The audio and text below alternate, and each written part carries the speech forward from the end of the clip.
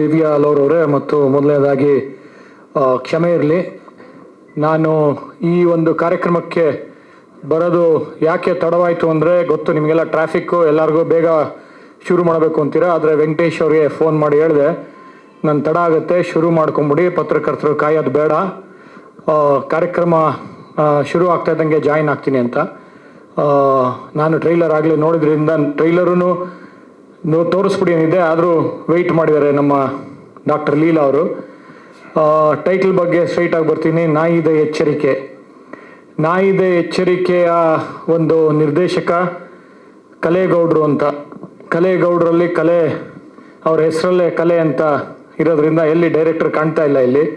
S, ಅವರ ನಿರ್ದೇಶನ ಮತ್ತು ಈ ಒಂದು ಕಾರ್ಯಕ್ರಮದ ಕೇಂದ್ರ ಬಿಂದು ಡಾಕ್ಟರ್ ಲೀಲಾ ಮೋಹನ್.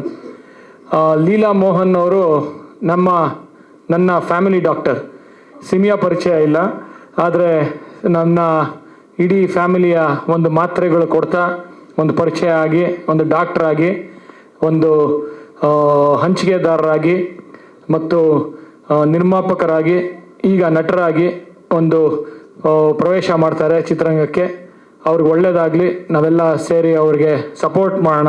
ಯಾಕೆ ಅಂತಂದರೆ ಹಲವಾರು ಹೊಸಬರು ಕನ್ನಡ ಚಿತ್ರರಂಗಕ್ಕೆ ಬರ್ತಾರೆ. ಕನ್ನಡ ಚಿತ್ರರಂಗಕ್ಕೆ ಬಂದಾಗ ಅವ್ರಿಗೆ ಅನುಭವ ಇರಲ್ಲ. ಇವ್ರಿಗೂ ಅಷ್ಟೇ ಸಿನಿಮಾ ರಂಗದ ಯಾವುದೇ ಒಂದು ಅನುಭವ ಇಲ್ಲ. ಮಾತ್ರೆ ಕೊಡಿ ಅಂತಂದರೆ ಮಾತ್ರೆ ಕೊಡ್ತಾರೆ ಬೇಕಾರೆ, ಆದರೆ ಇಂಜೆಕ್ಷನ್ ಕೊಡಿ ಅಂದರೆ ಕೊಡ್ತಾರೆ. ಆದರೆ ಈಗ ಒಂದು ಸಿನಿಮಾ ರಂಗಕ್ಕೆ ಬಂದಿದ್ದಾರೆ, ಅವ್ರಿಗೆ ನಾವೆಲ್ಲ ಇಂಜೆಕ್ಷನ್ ಕೊಡೋಣ ಅಂತ. ಮತ್ತು ಅರ್ಜುನ್ ರೆಡ್ಡಿಯ ಒಂದು ಪಾತ್ರ ಪರಕಾಯ ಪ್ರವೇಶ ಮಾಡ್ಕೊಂಡ್ಬಿಟ್ಟಿದ್ದಾರೆ ಅನ್ಸುತ್ತೆ. ಯಾಕೆ ಅಂತಂದರೆ ಒಬ್ಬ ಡಾಕ್ಟರ್ ಆಗಿ, ಒಬ್ಬ ನಟರಾಗಿ ಇಲ್ಲಿ ಬಂದಿರೋದು, ಆ ಒಂದು ಆಂಗ್ರಿ ಯಂಗ್ ಮ್ಯಾನ್ ಮತ್ತು ಒಂದು ನಟರಾಗಬೇಕು ಅಂತ ಒಬ್ಬ ಡಾಕ್ಟರ್ ಬಂದಿರೋದು ನಿಜವಾಗ್ಲೂ ಆಶ್ಚರ್ಯ. ಮತ್ತು ಈ ಥರ ಒಂದು ನಾಯಿದೆ ಎಚ್ಚರಿಕೆ ಅಂತ ಒಂದು ಟೈಟ್ಲ್ ಇಟ್ಕೊಂಡು ಬಂದಿರೋದು ಇನ್ನೂ ಆಶ್ಚರ್ಯ.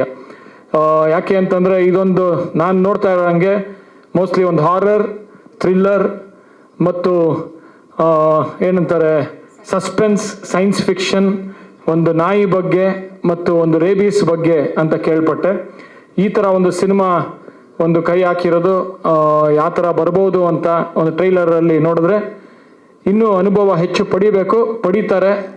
ಇನ್ನೂ ಹೆಚ್ಚು ಸಪೋರ್ಟ್ ಮಾಡಿದ್ರೆ, ಬೆಂಬಲ ನೀಡಿದ್ರೆ ಇನ್ನೂ ಹೆಚ್ಚು ಸಿನಿಮಾ ಮಾಡಬೇಕು ಅಂತ ಆಸೆ ಇಟ್ಕೊಂಡಿದ್ದಾರೆ. ಯಾಕೆ ಅಂತಂದರೆ ಅವರ ಧರ್ಮಪತ್ನಿನೂ ತುಂಬ ಹಿಂದೆಯಿಂದ ಒಂದು ಅಡ್ವರ್ಟೈಸ್ಮೆಂಟಲ್ಲಿದ್ದಾರೆ, ಪ್ರಕಾಶ್ ಆಡ್ಸ್ ಅವ್ರದ್ದೇನೆ.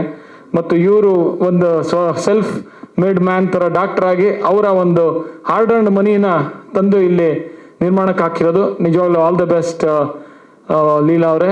ಒಂದು ಡಾಕ್ಟ್ರಲ್ಲಿ ಯಾವ ಥರ MBBS 5 ವರ್ಷ ಓದಿ ಪೋಸ್ಟ್ ಗ್ರಾಜ್ಯುಯೇಷನ್ ಮಾಡಿ ತಯಾರಿ ತೊಗೊಂಡು ಬಂದರು, ಈ ಸಿನಿಮಾ ರಂಗಕ್ಕೂ ಅಷ್ಟೇ ಸುಮ್ಮನೆ ಪಾದಾರ್ಪಣೆ ಮಾಡಬೇಡಿ, ತಯಾರಿ ತೊಗೊಂಡು ಬನ್ನಿ, ಇನ್ನೂ ಹೆಚ್ಚು ಒಳ್ಳೆ ಸಿನಿಮಾಗಳು ಮಾಡಿ, ಒಳ್ಳೊಳ್ಳೆ ನಟನೆ ಮಾಡಿ. ಮತ್ತು ನನಗನ್ಸೋದು ನಿರ್ಮಾಣಕ್ಕಿಂತ ನಟನೆಯಲ್ಲಿ ನಿಮ್ಗೆ ಆಸಕ್ತಿ ಇದೆ ಅನ್ಸುತ್ತೆ, ಯಾಕಂದರೆ ಪ್ರತಿಯೊಂದು ಫ್ರೇಮಲ್ಲೂ ಕಾಣ್ತಾ ಇದ್ದೀರಾ.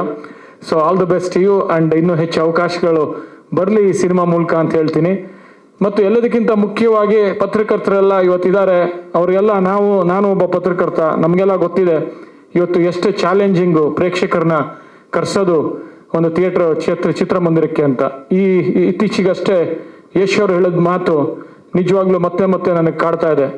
ಈ ಥರ ಒಂದು ಪತ್ರಿಕಾಗೋಷ್ಠಿ ಮಾಡ್ಬೋದು, ಪತ್ರಕರ್ತರು ಸಪೋರ್ಟ್ ಮಾಡ್ತಾರೆ, ಬೆಂಬಲ ನೀಡ್ತಾರೆ, ಸೋಷಿಯಲ್ ಮೀಡಿಯಲ್ಲಿ ಬರುತ್ತೆ ವಿಡಿಯೋಗಳು, ಪ್ರಮೋಷನ್ ಆಗುತ್ತೆ.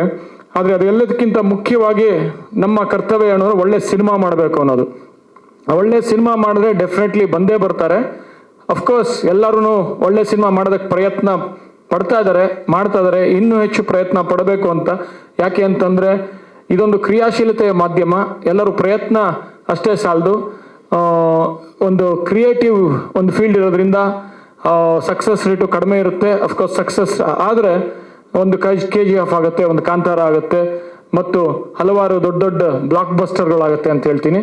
ಮತ್ತು ಎಲ್ಲರೂ ಇವತ್ತು ಕಂಪೇರ್ ಮಾಡ್ತಾರೆ, ಮಲಯಾಳಂ ಸಿನಿಮಾ ತುಂಬ ಚೆನ್ನಾಗಿ ಓಡ್ತಾ ಇದೆ, ನಮ್ಮ ಕನ್ನಡ ಸಿನಿಮಾ ಯಾಕೆ ಓಡ್ತಾ ಇಲ್ಲ ಅಂತ.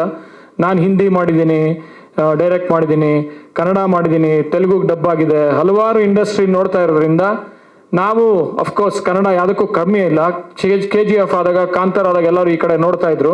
ಅಲ್ಲೂ ಅಷ್ಟೇ 100 ಸಿನಿಮಾ ತಯಾರಾಗುತ್ತೆ, 5 ಸಿನಿಮಾ ಇಲ್ಲಿ ಬಂದು ಅದು ಹಿಟ್ ಆದಾಗ ಅದ್ರ ಬಗ್ಗೆ ಮಾತಾಡ್ತೀವಿ ಅಷ್ಟೇ ಹೊರತು 95 ಸಿನಿಮಾ ಅಲ್ಲೂ ಫ್ಲಾಪ್ ಆಗಿರುತ್ತೆ. ಎಲ್ಲ ಕಡೆ ನೋಡಿದ್ದೀನಿ ನಾನು, ತೆಲುಗುನಲ್ಲಿ ನನ್ನ ಸಿನಿಮಾಗಳು ರೀಶೂಟ್ ಮಾಡಿ ಡಬ್ ಮಾಡಲು ಹೋದಾಗ ಇಲ್ಲಿ ಎಲ್ಲ ಹಿಟ್ಟು ಅಂತಾರೆ, ಅಲ್ಲೂ ಫೇಲ್ಯೂರ್ಸ್ ಇರುತ್ತೆ, ಸಕ್ಸಸ್ ಕಡಿಮೆನೇ ಇರುತ್ತೆ. ಮಲಯಾಳಮಲ್ಲೂ ಅಷ್ಟೇ ಒಂದು 5-6 ಸಿನಿಮಾ ಸಕ್ಸಸ್ ಆಗುತ್ತೆ, ಅದನ್ನ ಇಲ್ಲಿ ಮಾತಾಡ್ತಾ ಇರ್ತೀವಿ. ಇಲ್ಲೂ ಅಷ್ಟೇ ನಾವು ನಮ್ಮ ಸಿನಿಮಾಗಳು ದೊಡ್ಡ ಹಿಟ್ ಆದಾಗ ಎಲ್ಲರೂ ಕನ್ನಡ ಸಿನಿಮಾದ ಕಡೆ ಮಾತಾಡ್ತಾ ಇದ್ರು. ಅಫ್ಕೋರ್ಸ್ 2024 ಪ್ರೇಕ್ಷಕರು ಜಾಸ್ತಿ ಬಂದಿಲ್ಲ, ಪ್ರಯತ್ನ ಮಾಡ್ತಾನೆ ಇದೀವಿ ಎಲ್ಲರೂ. ಒಳ್ಳೆ ಸಿನಿಮಾಗಳು ಮೂಡ್ ಬರುತ್ತೆ, ಯಾಕಂದ್ರೆ ಒಂದು ಕ್ರಿಯೇಟಿವಿಟಿ ಇದ್ರಿಂದ ಅಪ್ಡೇಟ್ ಆಗ್ತಾ ಒಳ್ಳೊಳ್ಳೆ ಸಿನಿಮಾಗಳು ಮಾಡ್ತೀವಿ. ಆಮೇಲೆ ನನ್ನ ಹಲವಾರು ಸಹ ನಿರ್ದೇಶಕರು ಇವತ್ತು ಒಂದು 30ಕ್ಕಿಂತ ಹೆಚ್ಚು ಸಹ ನಿರ್ದೇಶಕರಾಗಿದ್ದಾರೆ. ಇತ್ತೀಚೆಗೆ ಉಪೇಂದ್ರ ಮಗನ್ ಸಿನಿಮಾನು ಅನೌನ್ಸ್ ಆಯಿತು. ಆ ಡೈರೆಕ್ಟರು ಅಷ್ಟೇ, ನನ್ನ ಅಸಿಸ್ಟೆಂಟು, ಹಲವಾರು ಜನ ಅಸಿಸ್ಟೆಂಟ್ಸ್ ಇವತ್ತು ನನ್ನ ಅಸಿಸ್ಟೆಂಟ್ ಸಕ್ಸಸ್ಫುಲ್ ಡೈರೆಕ್ಟರ್ಸ್ ಆಗಿದ್ದಾರೆ. ಮೊದಲ ಸಲ ಮಾಡಿದ್ದು ಅದೇ ನಿರ್ದೇಶಕ, ಮತ್ತು ಅವ್ರಿಗೂ ಆಲ್ ದ ಬೆಸ್ಟ್. ಮತ್ತು ಮುಖ್ಯವಾಗಿ ಇವತ್ತು ನಾಯಿದೆ ಎಚ್ಚರಿಕೆ ಒಳ್ಳೆ ಸಿನಿಮಾ ಇರುತ್ತೆ ಅಂತ ನಾವೆಲ್ಲ ಹೂವೆ ಪಡ್ತೀವಿ ಟ್ರೈಲರ್ ಮೂಲಕ. ಕೊನೆಯಲ್ಲಿ ನಾಯಿದೆ ಎಚ್ಚರಿಕೆ, ಪ್ರೇಕ್ಷಕರಿಲ್ಲ ಎಚ್ಚರಿಕೆ ಆಗಬಾರ್ದು, ಪ್ರೇಕ್ಷಕರಿದ್ದಾರೆ ಎಚ್ಚರಿಕೆ ಅಂತ ಬೆನ್ನು ತಟ್ಟಿ ನಮ್ಮ ಡಾಕ್ಟರ್ ಲೀಲಾ ಮೋಹನ್ಗೆ ಆಲ್ ದ ಬೆಸ್ಟ್. ಇನ್ನೂ ಹೆಚ್ಚು ಒಳ್ಳೊಳ್ಳೆ ಸಿನಿಮಾಗಳು ಮಾಡಿ, ನಟನೆಯಲ್ಲಿ ಒಂದು ಟ್ರೈನಿಂಗ್ ತಗೊಂಡು ಇನ್ನೂ ಹೆಚ್ಚು ನಿಪುಣರಾಗಿ ಒಳ್ಳೊಳ್ಳೆ ಪಾತ್ರಗಳು ಮಾಡಿ, ಒಂದು ಇಲ್ಲಿ ಡಾಕ್ಟರ್ ಆಗಿ ಯಾವ ಥರ ನೀವು ಸಕ್ಸಸ್ ಕಂಡಿದ್ದೀರೋ. ಯಾಕೆ ಅಂತಂದರೆ ನಾನು ನೋಡಿದ್ದೀನಿ ಅವ್ರನ್ನ. HSR ಲೇಔಟಲ್ಲಿ ಒಂದು ಕ್ಲಿನಿಕ್ ಇದೆ, ಒಂದು ಪೇಷಂಟ್ಸ್ ಬರ್ತಾ ಇರ್ತಾರೆ, ಟೈಮೇ ಇರಲ್ಲ ಅವ್ರಿಗೆ, ಅಷ್ಟೊಂದು ಪೇಷಂಟ್ಸು. ಒಂದಿನ ಏನಾರು ಅವ್ರು ಕ್ಲಿನಿಕ್ ಹೋಗಿಲ್ಲ ಅಂದರೆ 1 ಲಕ್ಷ ರೂಪಾಯಿ ಅವ್ರಿಗೆ ಕಲೆಕ್ಷನ್ ಕಡಿಮೆ ಆಗುತ್ತೆ. ಆ ಥರ ಒಂದು ಸಕ್ಸಸ್ಫುಲ್ ಡಾಕ್ಟ್ರು. ಅಲ್ಲೊಂದು 2 ತಿಂಗಳು ಕಂಟಿನ್ಯೂಸ್ ಆಗಿದ್ರೆ ಒಂದು ಪಿಕ್ಚರ್ ಮಾಡ್ಬೋದು.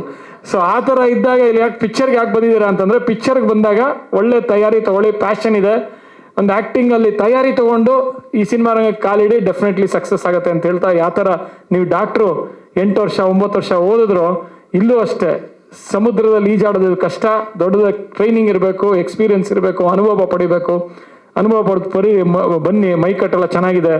ಮತ್ತು ಯಾವ ಥರ ಡಾಕ್ಟರ್ ಆಗಿ ಟ್ರೈನಿಂಗ್ ತೊಗೊಂಡ್ರೋ, ಇಲ್ಲೂ ಅಷ್ಟೇ ಟ್ರೈನಿಂಗ್ ತೊಗೋಬೇಕು, ಎಕ್ಸ್ಪೀರಿಯನ್ಸ್ ತೊಗೋಬೇಕು ಅಂತ ಹೇಳ್ತಾ ನನ್ನ ಮಾತನ್ನು ಮುಗಿಸ್ತೀನಿ. ಥ್ಯಾಂಕ್ ಯು, ಧನ್ಯವಾದ.